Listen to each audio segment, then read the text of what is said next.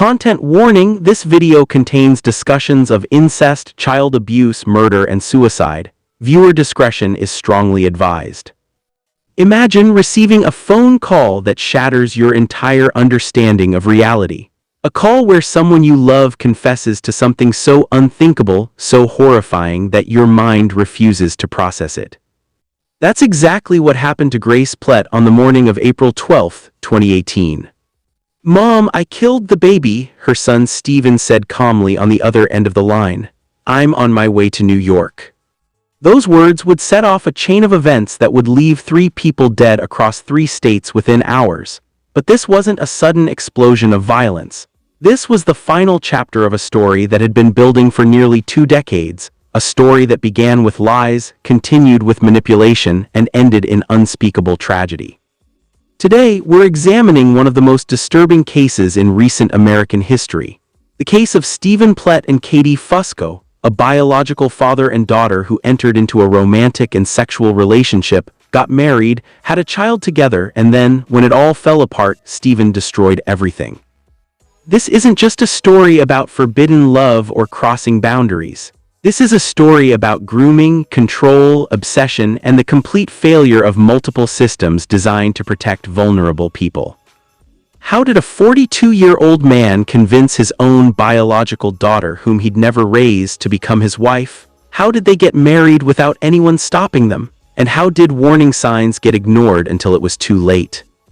For the next 40 minutes, we're going to walk through every step of this case. From Steven's troubled past to Katie's hopeful search for her birth parents. From their disturbing relationship to the legal system's failure to intervene.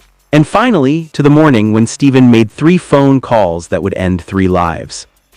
This is a case that forces us to confront uncomfortable questions about consent, about family, about the limits of love, and about what happens when the law can't, or won't, protect people who need it most. Let's begin with the phone call that ended everything. April 12, 2018, 7:00 a.m., Cary, North Carolina. Grace Plett's phone rang earlier than usual. She'd been awake for hours already, packing her living room, checking her phone every few minutes. Her son Steven had taken his baby, Bennett, the night before, promising to drive to New York to see Katie, the baby's mother, who was also Steven's biological daughter and legally his wife. Grace had been uneasy about it. Steven hadn't been himself lately. Ever since Katie broke up with him over the phone a few days earlier, he'd been withdrawn, drinking more, barely speaking. But he'd insisted he just wanted to bring the baby to see his mother. What could be wrong with that? When the phone finally rang, Grace answered immediately. "Steven, are you okay? Did you make it?" There was a pause, a long, terrible pause where she could hear him breathing on the other end. "Mom," he said, his voice flat and emotionless, "I killed the baby." Grace's legs gave out. She sank into the nearest chair, the phone pressed so hard against her ear it hurt. What did you say?" "I killed the baby, he's at the house, I'm on my way to New York." "Steven, no, please tell me." "I left a key under the front mat," he continued, as if reading from a script. "Call the police, tell them not to go inside without calling you first." And then he hung up. Grace sat frozen for what felt like hours but was probably only seconds. Her mind couldn't process what she'd just heard. Her grandson, sweet, innocent 7-month-old Bennett, dead, and Steven admitting it so calmly, like he was reporting a flat tire. With shaking hands, she dialed 911. The call was recorded, and the audio would later be played in news reports across the country. Grace's voice, trembling and desperate, trying to explain the impossible to a dispatcher who could barely believe what she was hearing. "My son just called me," Grace said, her voice breaking. "He told me he killed his baby and he's in the house, in Nightdale." The dispatcher asked her to repeat it. Surely she'd misheard. "He killed his baby," Grace said again. "His son, Bennett, he's 7 months old. Steven said he left him in the house and he's driving to New York." "Why is he going to New York?" "His wife, Katie, she broke up with him yesterday over the phone. He said he was going to see her." The dispatcher, trying to stay calm and professional, asked the critical question, "Did he say how he killed the baby?" "No," Grace whispered. "I didn't ask, I didn't want to know." But even as she said it, she knew, deep down, she knew her son had done exactly what he said, because Steven didn't lie about things like this. he simply acted and then reported the results as if they were inevitable. Within minutes, police in Knightdale, North Carolina were dispatched to Stephen's home. Officers approached cautiously, finding the key exactly where Grace said it would be, under the front doormat. When they entered, they found the house eerily quiet. No signs of struggle, no blood, just an empty living room, a half-empty bottle of whiskey on the coffee table, and a closed bedroom door at the end of the hall. Inside that room, they found Bennett. The 7-month-old was lying in his crib, dressed in his pajamas, a blanket pulled up to his chin as if he were simply sleeping. But he wasn't sleeping, he was gone. The medical examiner would later determine that the cause of death was likely asphyxiation, suffocation. Stephen had smothered his own son, then carefully arranged him to look peaceful before leaving the house and driving north. But Stephen's night of horror wasn't over. In fact, the worst was yet to come. Because while police in North Carolina were discovering Bennett's body, Stephen was already 500 miles away, closing in on his next target. To understand how this tragedy happened, we need to go back to before Stephen and Katie ever met, back to when Katie was just a dream in the minds of two people who should never have been together. Katie Fusco was born Denise Plett in 1998 in San Antonio, Texas. Her biological parents were Stephen Plett, age 23, and Alyssa Garcia, just 16 years old. Stephen and Alyssa's relationship had started on the early internet in chat rooms where Stephen, a troubled young man from New York, found a vulnerable teenage girl from Texas. He was obsessive, controlling, and violent. Even before Katie was born, Alyssa knew she was trapped.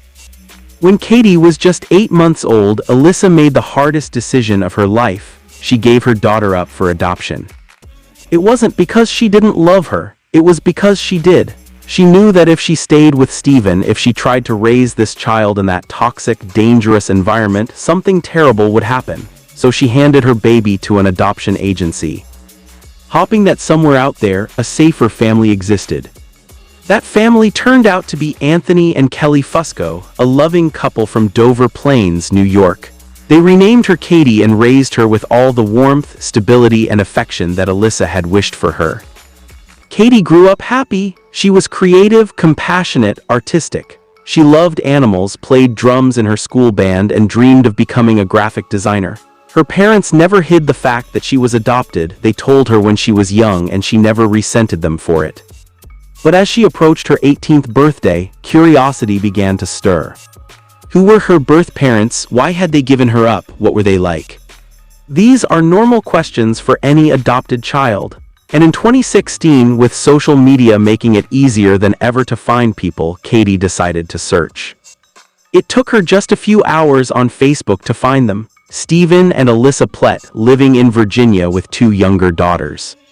Katie sent a message. It was friendly, curious, hopeful. She wasn't looking to replace her adoptive parents, she just wanted to know where she came from.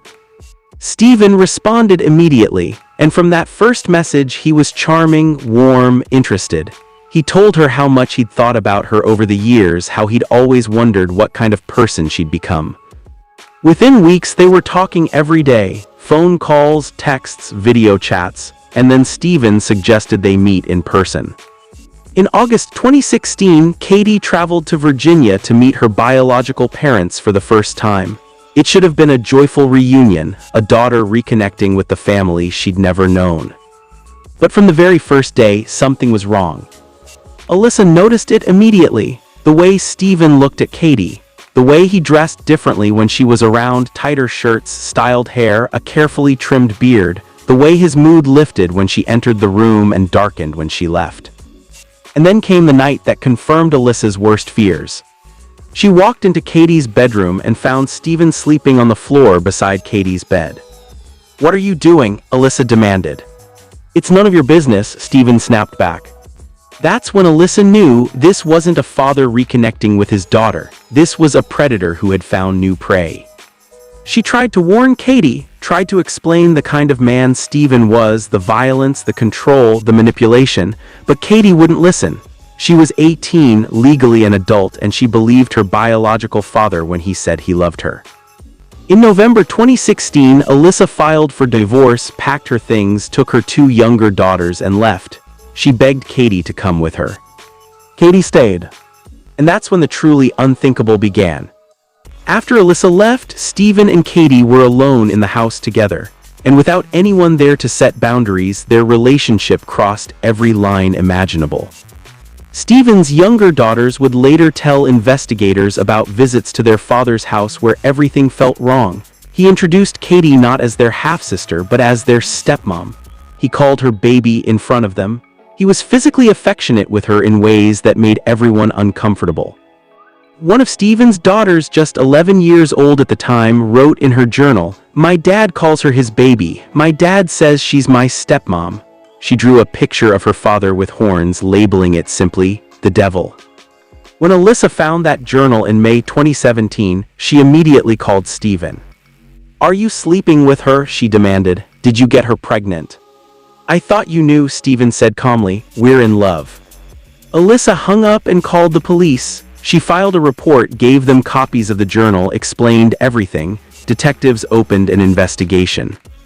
But here's where the system failed in the most devastating way possible. Because both Stephen and Katie were legal adults, and because there was no evidence of coercion or force, police couldn't make an arrest. Incest between adults is illegal in Virginia, yes, but proving it requires evidence beyond just their relationship. And Katie, when questioned, insisted she was there voluntarily. She said she loved Stephen. She said nobody was forcing her to stay. The investigation stalled.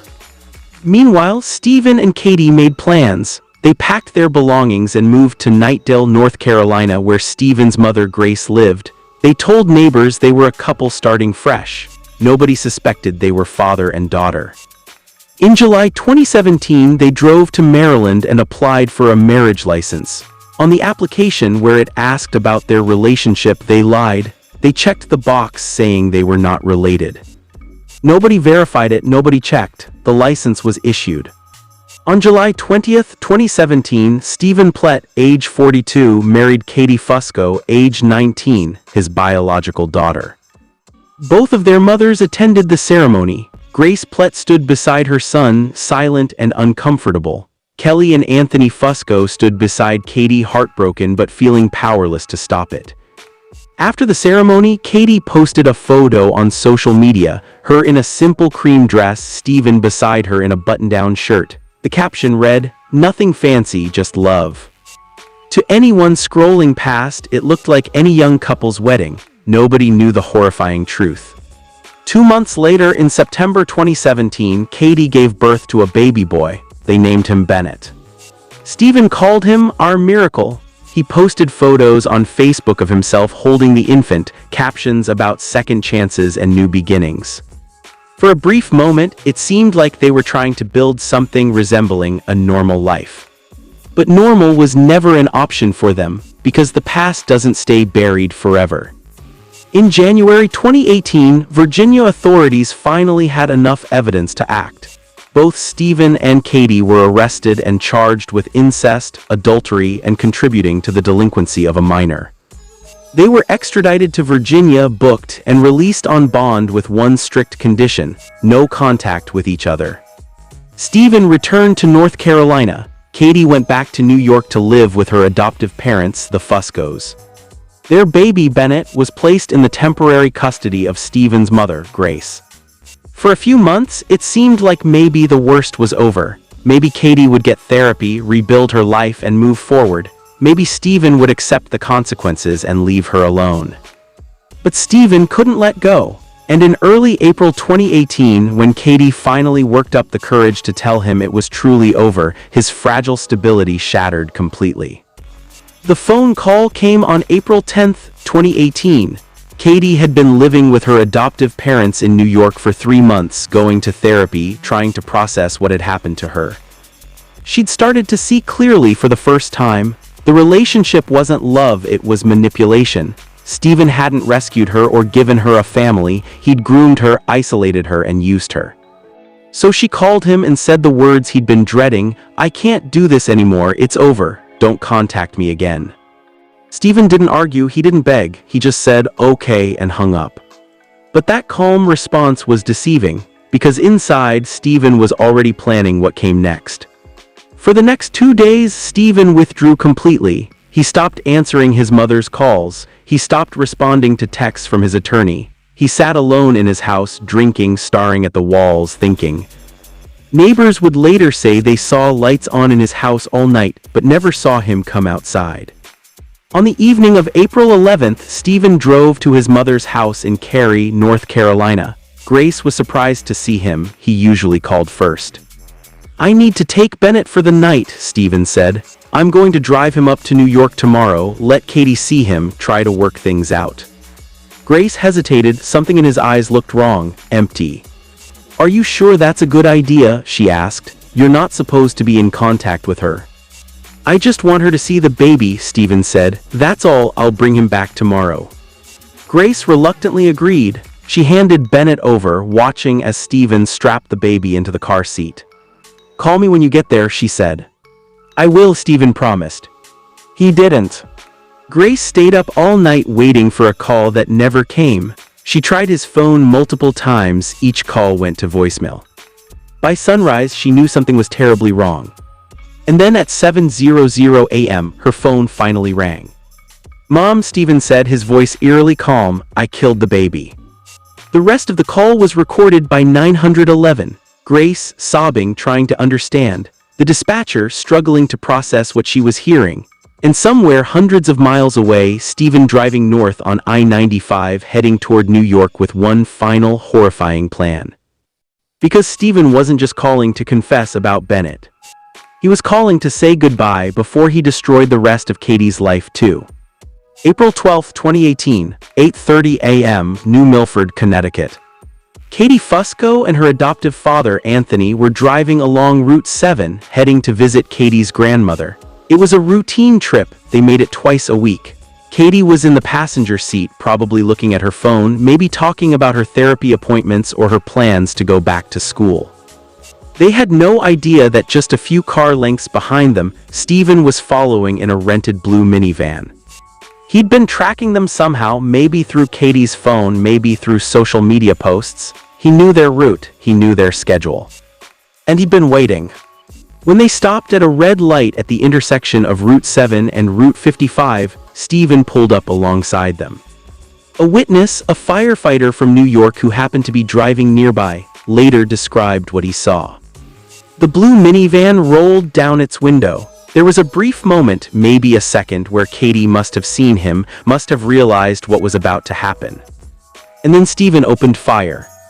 The sound was deafening. Witnesses said it sounded like fireworks, rapid, sharp cracks that echoed across the intersection. Stephen shot through the passenger window first, hitting Katie multiple times. Then he fired at Anthony, who was desperately trying to duck, to shield himself, to do anything. But it was over in seconds. Both Katie and Anthony slumped forward in their seats. Blood spattered across the dashboard, the windows, the steering wheel. And then, as quickly as it started, Stephen drove away. The firefighter who witnessed it immediately pulled over and called 911.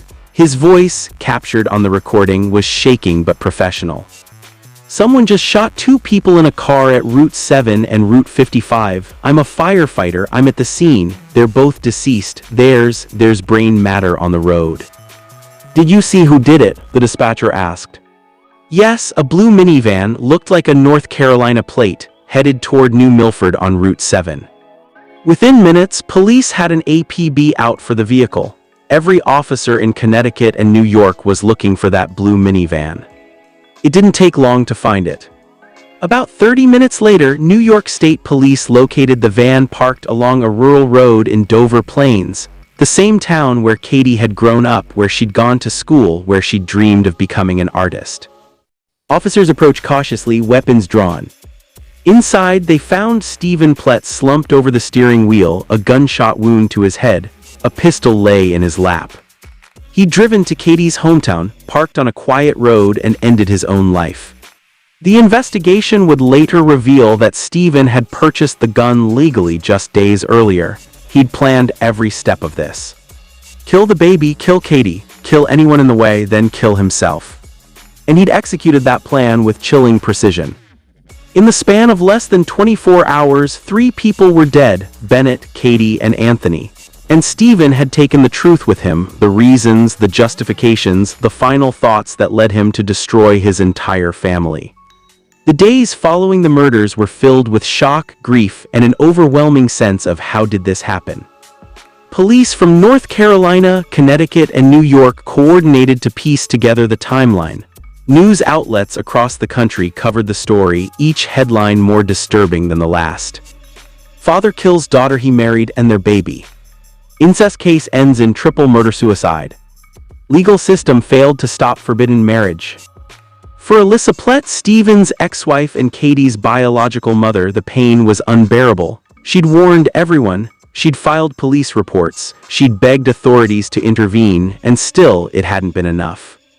In her first interview after the murders, Alyssa said through tears, "I lost my daughter 3 times, once when I gave her up for adoption to keep her safe from him, again when he manipulated her into that relationship, and now forever." Kelly and Anthony Fusco's family was shattered. Kelly had lost not only her daughter but also her husband, the man who'd been by her side for decades, who'd helped raise Katie, who'd tried so hard to protect her. The funeral was held in Dover Plains. Katie and Anthony were buried side by side in a quiet cemetery surrounded by trees. Hundreds of people attended: friends from high school, teachers who remembered Katie's artwork, neighbors who'd watched her grow up. Many brought sketches and drawings that Katie had made over the years. They covered her casket with them, a final tribute to the creative, compassionate young woman whose life had been stolen. Bennett was buried separately in North Carolina near his grandmother Grace. He was 7 months old, he never had a chance. As for Stephen, his body was cremated. No funeral was held, no memorial service. His mother Grace released a brief statement saying simply, "I loved my son, but I cannot defend what he did. I am sorry to everyone he hurt. I will carry this pain for the rest of my life." The legal questions were complex. Could this tragedy have been prevented? Should someone have stepped in sooner? The marriage license in Maryland was issued based on false information. Stephen and Katie lied about being related. But Maryland didn't have a system in place to verify such claims. It was an honor system and they exploited it. The incest charges filed in Virginia in January 2018 were real and serious. But because both were adults and released on bond, the court's only restriction was no contact. There was no monitoring, no GPS tracking, no check-ins. When Katie called Stephen in April to break up, she was technically violating that no contact order herself, not that it mattered anymore. Some legal experts argued that the system needed reform: stricter marriage license verification, better enforcement of no-contact orders, more resources for victims of familial abuse. But others pointed out the uncomfortable truth: Katie was an adult. She insisted she was there willingly. Until she finally broke free, the law treated her as a consenting participant, not a victim. It's a gray area that the legal system still struggles with. How do you protect adults from themselves? How do you intervene in a relationship between 2 consenting adults, even when that relationship is morally reprehensible?